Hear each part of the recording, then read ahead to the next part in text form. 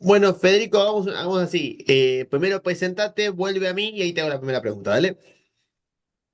Perfecto. Yo soy Federico Polak. Bueno, hice un montón de cosas en mi vida, pero me parece que la más divertida fue ser presidente de Boca. Y acá estamos. ¿Y cómo está Boca ahora? Te lo dice un hincha de River. ¿Qué te parece? Ustedes deben estar contentos. Sí. Igual digo, Sí. Román como tu jugador inmenso, ahora como presidente. Y lo que te pasa, en el fútbol los resultados deportivos mandan. Por ahí hay una gran gestión al frente de un club y hay presidentes que no ganan nada. Por ejemplo, en Boca, Alegre ganó un solo campeonato, tuvo 11 años, y Macri, que hizo una pésima gestión, ganó todos los campeonatos posibles, ganaba hasta jugando a la bolita, por lo cual, y se recuerda a Macri como el presidente más querido, digamos, del bostero de derecha. Sí. Hasta que el fútbol es centrismo, porque Alegre saneó el club. Iba a quebrar y lo saneó. No, Y no, ese fui yo, ¿eh? Ese fui yo. Él lo siguió. Él lo siguió, muy bien lo siguió. Primero Alegre con Martínez Soso y después Alegre con Keller. Pero cuando yo entré en el club estaba para armar. Ya la quiebra no se iba. qué famoso que tenían la camiseta hecha con marcador. Eso fue en el 84, exactamente. Una vez en un partido con Atlanta, eh, las camisetas suplentes tenía que usar las Boca y no tenía y se puso esa camiseta con marcadores. Pero en realidad eso fue un error de logística. El problema era que Boca no tenía dirigencia, no pensaban. Y las camisetas estaban, porque las camisetas no le salen nada al club, al contrario, las camisetas se las entregan las marcas. Pero se habían olvidado la camiseta suplente en la Candela, por lo cual pasó eso. Y en el segundo tiempo, Boca jugó con la camiseta suplente porque las trajeron de la Candela. Justo para hablar justamente de eso, antes de meternos en la cuestión de Grondona, eh, un tema que se habló, siempre se habló en realidad, pero que volvió a estar en el candelero público en el año 2023, es las sociedades anónimas deportivas. ¿Cuándo se empezó a hablar de este tema? Y de alguna manera, cosa que, a ver, si de haber sociedades anónimas deportivas, ¿es verdad lo que alguna vez dijeron periodistas deportivos que si hay SAD desaparece el fútbol, la B Nacional, por ejemplo? Bueno, eso sería una cuestión de organización. La SAT fue un embate que hizo Menem con un proyecto de Poder Ejecutivo que encabezaba Scioli. No, que tenía de Poder Ejecutivo el ministro de Justicia, Granillo Campo, con tres grandes juristas que hicieron el proyecto, copiado de la ley española. En España las SAT están permitidas por ley, pero a opción de los clubes. Y hay tres clubes que no son SAD, son las asociaciones civiles, nada menos que dos de ellos son Barcelona y Real Madrid, porque esos representan social, culturalmente y políticamente cosas muy importantes y son tan grandes que no necesitan hacer una cobertura de inversiones para hacer negocios. Eso fue un embate de Menem. Scioli además presentó un proyecto de ley también él en la Cámara de Diputados. Scioli era diputado, en aquel tiempo era peronista, Scioli, teóricamente. Eh, y hubo una resistencia de cintura, digamos. Grondona resistió eso con cintura política, sin confrontar absolutamente nada. Cuando Macri llevó el proyecto al Comité Ejecutivo de la AFA, él le hizo ver como que estaba de acuerdo, pero antes recibió en el corralón a cada uno de los miembros del Comité Ejecutivo, que eran 40, y les dijo que votaran en contra. Entonces cuando Macri presentó, Macri pensó que estaba siendo el miembro informante de una revolución y cuando votaron 39-1. Y además Grondona bajito le dijo, perdimos, Mauricio, perdimos. Ese era el estilo de Grondona. En cambio ahora que recrudeció esto mucho más fuerte, con Milei, con Verón, con Macri de nuevo cuando quiso ganar las elecciones en Boca, y ahora sigue, incluso el embate contra Tapia, que es probable que esté justificado eh, en el tema delictual, eso no lo sé, pero es para imponer esto, es otro tipo de actitud. La de Tapia es la de confrontar y gritar. Y, Grondona no hacía eso. Grondona te podía de otra manera. Yo recuerdo cuando Macri ganó las elecciones en Boca, el padre de Macri, que le había presentado a Menem al hijo como el nuevo Berlusconi. Después el padre de Macri le dijo a Grondona que quería hablar con él, Grondona también le dijo que quería hablar, se juntaron en la casa de, de Franco Macri en Palermo Chico y Macri le dijo que lo cuidara, no, Macri padre, que lo cuidara al hijo, que era muy joven, que era inexperto, que lo cuidara, todo el tiempo. Por eso Grondona no hablaba, la forma de dialogar de Grondona era no hablar, eran los silencios de Grondona. Y cuando se iba Grondona, le susurró, ¿y a mí quién me cuida de tu hijo? Como diciéndole, digamos, ese era el estilo Grondona. El estilo Tapia es otra cosa. En el vestir, Tapia usa traje de $5.000, zapatilla blanca, avión privado, ostenta. Y Grondona iba con un poncho marrón, con un traje cualquiera, cuando tenía una fortuna que en aquel tiempo, que la mínima para ir a Forbes era 1 billion, en aquel tiempo la aspiraba a estar ahí peleando, y sin embargo nunca la mostró. En cambio, este sí, este muestra todo. Y ha tenido esto que dijimos, mirá, eh, el éxito deportivo, porque Tapia se sostiene, además del voto de los clubes chicos y apoyo de Todillino, todo eso se sostiene por la selección que ganó partidos, que ganó campeonatos, muchos campeonatos. Es la selección más importante de la historia del fútbol argentino y tal vez del mundo en sucesión de resultados, se sostiene con eso, pero si eso se le acaba, no sé, no sé. Última reflexión, en el fútbol, en la AFA, los clubes grandes nunca intentan tomar la presidencia. Y eso, eh, yo digo a partir de Grondona, ¿no?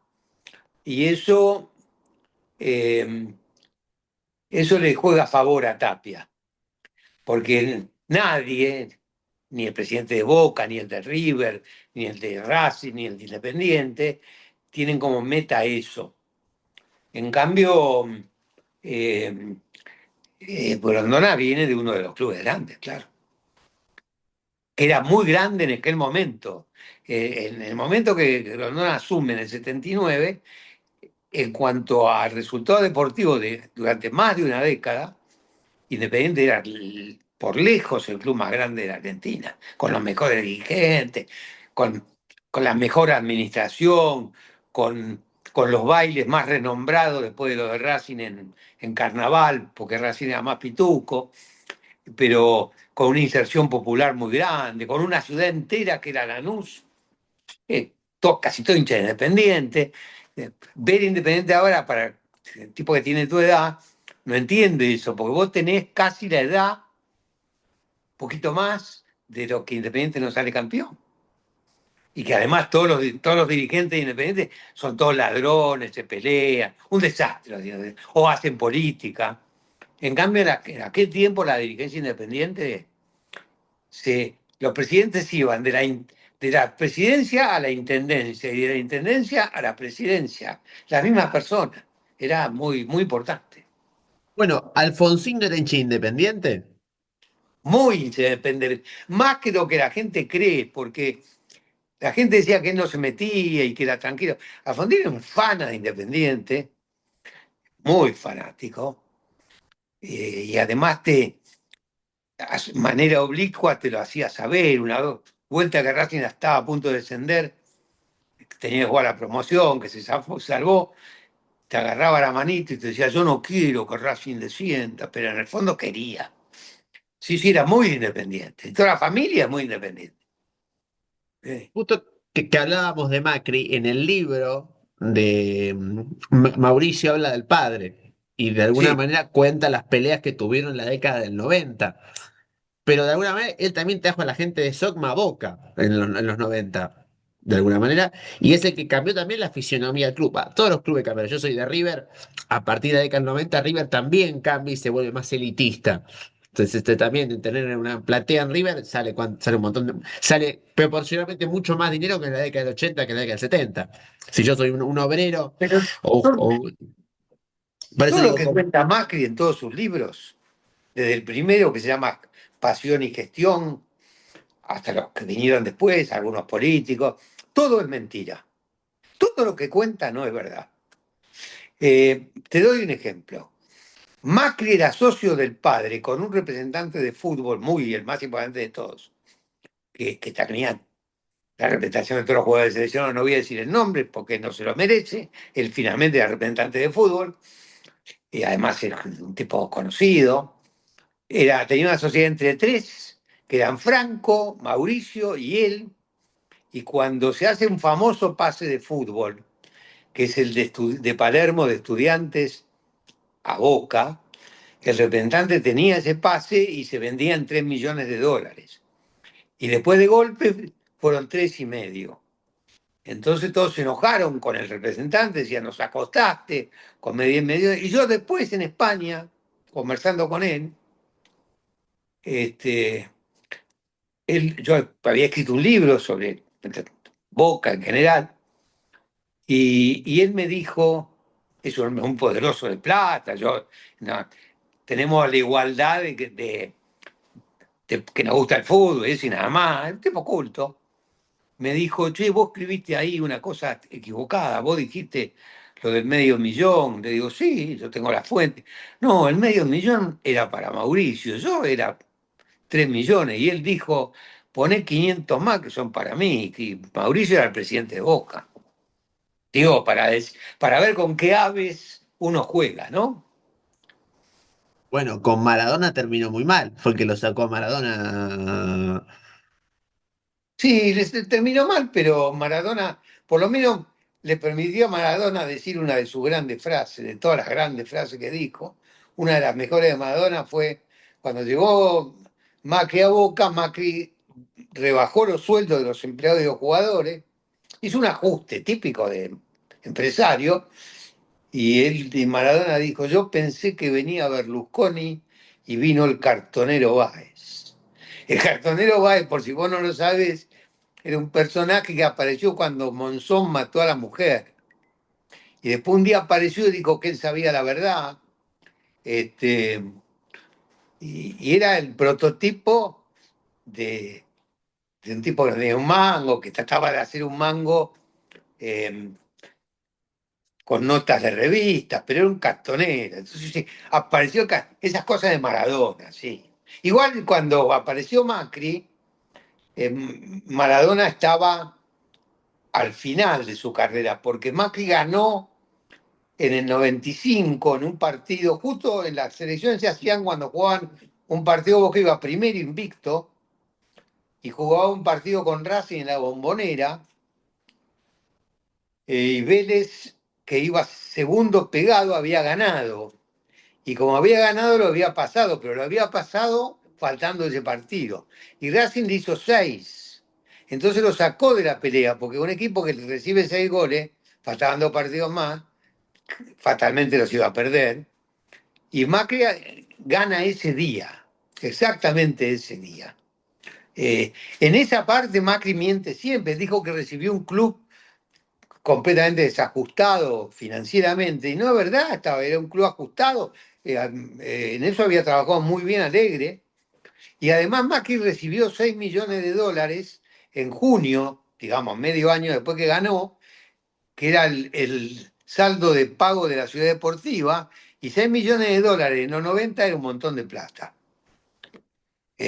Ahora también es un montón de plata para vos, para mí, ya sé, pero digo, era un montón de plata macro. Macri es un gran mentiroso, todo lo que dice es mentira, siempre. Él lo acusó al padre de entrar en el círculo corrupto de los negocios del Estado, ¿ah? O Y lo inclusive dijo, en el libro dice que, algo incluso más personal, que el padre le infligía castigos físicos muy severos de chico. Dice sí, cosas muy duras en el libro Macri del padre. sí, pero ese día se había muerto el padre, y yo lo que, pero él hacía los negocios con el padre. O sea que la verdad que es una vergüenza lo que dijo. En general, es posible que lo castigara, eso yo no lo sé, eso son familias italianas, y además esa familia viene de cosas bastante oscuras, eh, de Italia, ¿no? Y además de golpe hicieron una fortuna pocas veces visto con negocios durante la dictadura. Es decir, todos los grandes. Macri no tenía nada y de golpe tenía 74 empresas. Más o menos como Adorni, pero más grande. Y bueno, y después le sirvió, bueno, para hacer el trampolín para ir a la política, porque él después del 2001 es donde él dice que él quiere hacer política.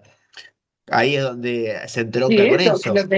él lo tenía en la cabeza, eso, eh, desde que estaba en Boca, porque además él, por ejemplo, visitaba una provincia y el gobernador lo acompañaba en las recorridas y la gente hacía cola a pedirle autógrafos a Macri, no al gobernador, porque era el presidente de Boca. Entonces él se fijó una meta política que no solo alcanzó, sino que superó. Él quería ser jefe de gobierno de la provincia de Buenos Aires, de la ciudad de Buenos Aires.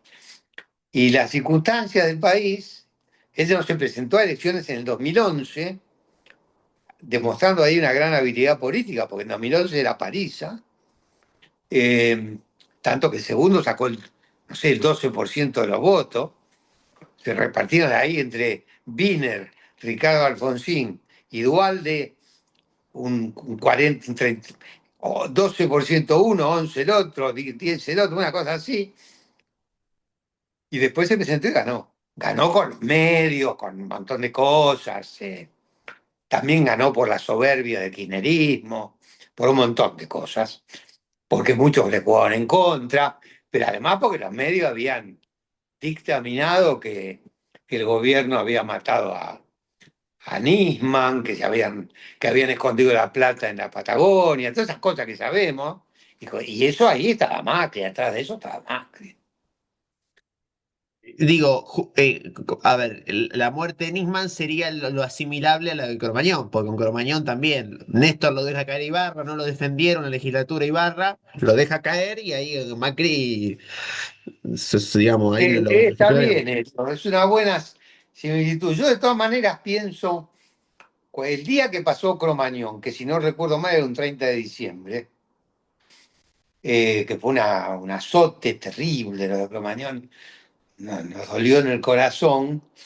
Yo en aquel momento era un tipo público todavía y le dije a mi ex mujer, mirá, Ibarra, cómo pierde el gobierno porque esta noche va a renunciar, le dije.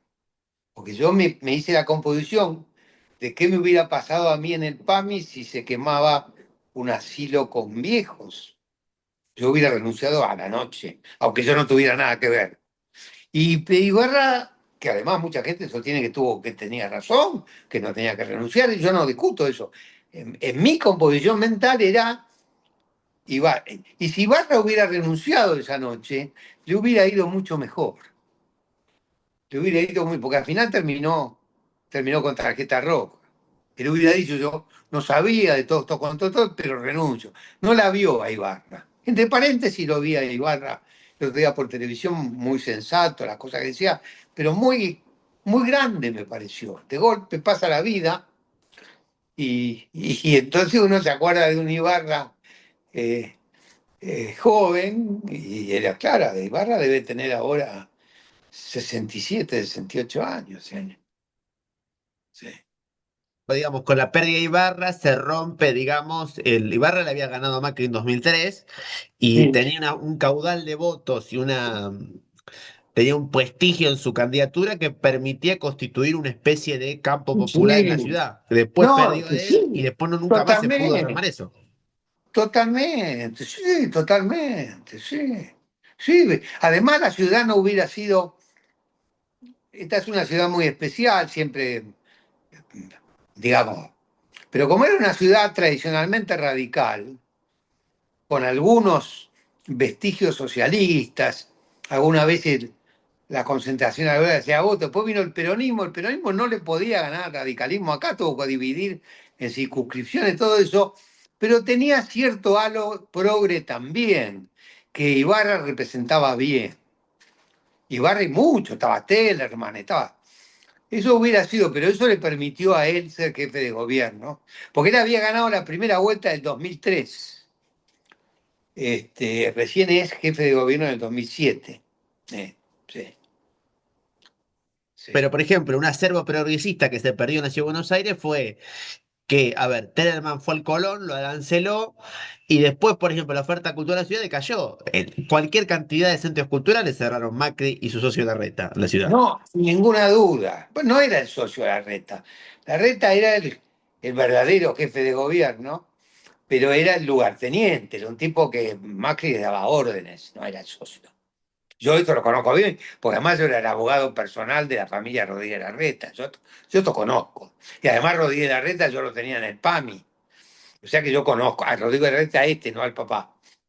Eh, pero fuera de eso, Rodríguez Larreta es distinto que Macri. Diría que los Rodríguez Larreta están en la historia argentina de la Revolución del Parque. Si vos analizás, en la Revolución del Parque hay un Rodríguez Larreta, después hay algún Rodríguez Larreta más en circunstancias menos favorables, en otras más favorables, pero pertenecen a la historia argentina. Macri no.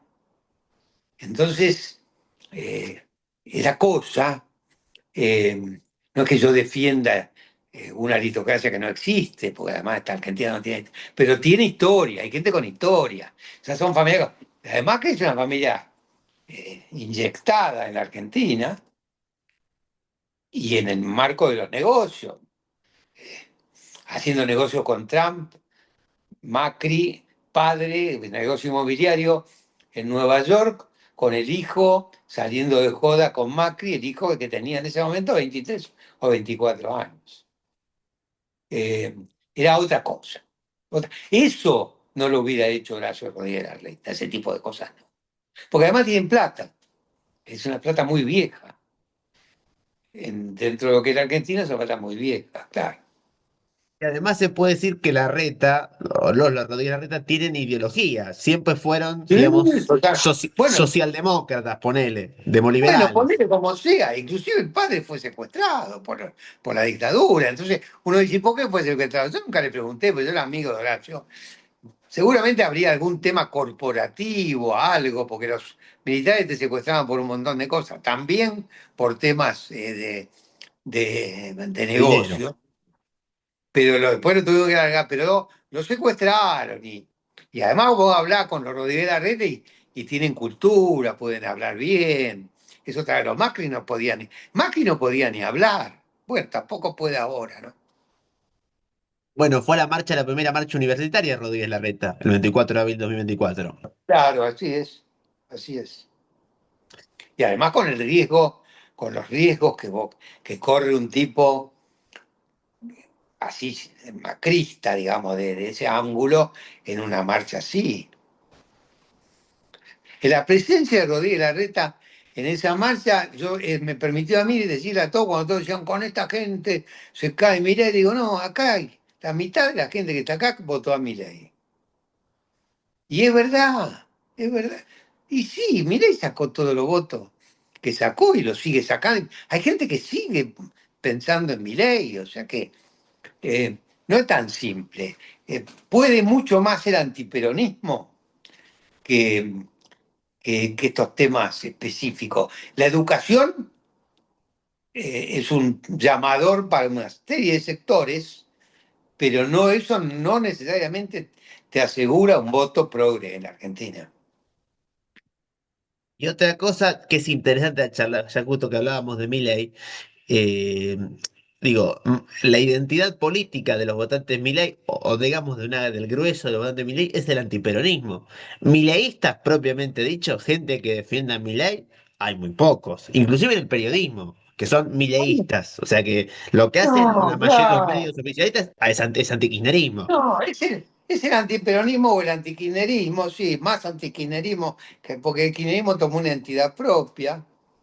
eh, y es así. Yo el otro día estaba asombrado, el jueves, ¿no? Hoy es el miércoles, hoy es viernes. El miércoles estaba en una asamblea de una universidad, que yo soy miembro del consejo directivo, y esa era una asamblea. Y el secretario general estaba informando y explicaba los números, y de golpe dijo, en tal año nos pasó tal cosa porque estaban los kirchneristas. Entonces, era un ámbito universitario, una universidad privada, pero no, era insólito escuchar eso, porque además no tenía nada que ver los kirchneristas con eso que decía. Yo me quedé helado, miraba, pero bueno, era... No, no, yo te digo, así, porque los padres de las chicas van a ir. Que lo único que puede decir es, por ejemplo, los ideólogos del presidente, Agustín Laje, por ejemplo, hacen como una cosa, o uno ve el streaming del gobierno, ese carajo stream, lo que hacen es como una especie de antiperonismo rabioso, mezcla, o sea, ponen todo en una misma bolsa, los marxistas, los peronistas, todos le dicen zurdo, y hacen como una cosa así en insulto con Sí, hinchada, digo, yo, ideológicamente como que si uno lo saca el antiperonismo, mucho más para decir no tienen. sí, yo nunca vi esos streaming, pero veo por Twitter pedacitos. Twitter de algunos te entonces lo vi a Laje una vez, y además lo veo al gordo de Parisi, que el gordo Dan, en Twitter que alguien pone algo, en general para putearlo, los que ponen eso. Y eso me sacó, pienso que eso debe ser lo más parecido a lo que eran las reuniones de las juventudes nazi del 33. Sí, exactamente. Porque además el enemigo explícito de los nazis eran los judíos, pero en realidad eran los comunistas. Es decir, ellos salían a pegarle a todo el mundo, pero el Partido Comunista era muy fuerte y perdieron la calle con los nazis. Y así debe haber sido, sí, con otra brutalidad, siglo XX, primera mitad del siglo XX, antecedentes de Italia con la marcha sobre Roma, digamos, era distinto, pero deben haber sido así. Sí, sí, sí, sí, sí. Con otro estilo, también los trampistas son así. No, un poco para atrás que hablábamos, por ejemplo, las elecciones en Boca. De alguna manera, primero, siempre se dice que el fútbol argentino viene, no sé si en decadencia, pero que digo, salarialmente la diferencia entre Europa y Argentina es muy importante. Digamos, hay cierto baja del nivel futbolístico en los últimos años en el fútbol argentino y como que eso dio el campo orégano para las propuestas privatistas. Y esa es la primera pregunta. Y la segunda, ¿por qué Macri dicen que quería volver a Boca? Pero las propuestas privatistas son, aparecen muy fuertes en el momento que Argentina tenía el 1-1 y los jugadores de fútbol ganaban mucha plata. Acá había jugadores, había clubes que tenían los mejores jugadores. River era uno y el otro era Boca, que tenía jugadores europeos. River tenía a Salas, a todos esos jugadores de primerísimo nivel. Eh, pero la puerta privatista es para hacer negocios, es para que los clubes tengan dueños y que si el asunto va bien, vos ganes guita. Y que además haga lo que quiera. El tema es, la definición es, ¿cuál es la discusión? ¿Que los clubes tengan dueño o que no? Y digamos, en la cultura argentina, el club cumple muchísimas más funciones que en Inglaterra, por ejemplo. Inglaterra, que la Premier empieza en el 92 y en Argentina la televisión masiva en el 91, medio parecido, porque la Premier suplanta una liga anterior que tenía, y explota la televisión y todo, nadie discute porque van a hacer negocio. La mayoría de los dueños de los clubes eran norteamericanos, después vinieron los árabes, algún ruso. Y acá es para que los clubes tengan nada, pero acá viene la ralea, acá vino Foster Gillett, que es un tipo que hizo quebrar varios clubes. Y nosotros además también inauguramos eso, porque nosotros tenemos un empresario, un presentador de televisión, Tinelli, que compró el Badajoz, eh, trajo un montón de jugadores, pero bueno, y cuando dejó de dar negocio, se llevó los jugadores y dejó el Badajoz, y el Badajoz no se fue a la segunda, se fue a la cuarta. Entonces, eso es el tema de los negocios. Eh, y en la Argentina es muy difícil que entre eso. Yo siempre digo, y en este librito que salió ahora, siempre digo que Grondona en otro lugar que en Avellaneda no podía haberse formado, eh, en el partido de Avellaneda, ¿no? Porque, porque eres de una de las ciudades del partido de Avellaneda, porque ahí hubo casi seis, son 598 clubes de barrio. En alguna manzana había 4 clubes. En algunos lugares el marido iba a un club y la mujer a otro, clubes sociales y deportivos. Luna de Avellaneda, una película de Campanella que vos no sé si habrás visto, porque es anterior a vos. Luna de Avellaneda la filmó Campanella en Lomas, pero la hace transcurrir en Avellaneda.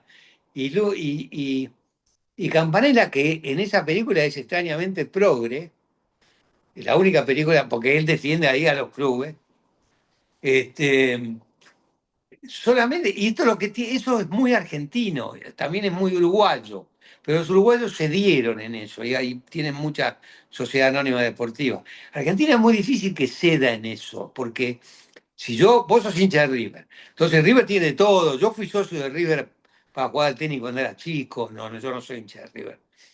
Pero River ya tenía una infraestructura. Cuando yo era chico, te estoy diciendo, ya tiene una infraestructura distinta que los demás. Ahora es una ciudad, River, tiene peluquería, universidad, tiene todo.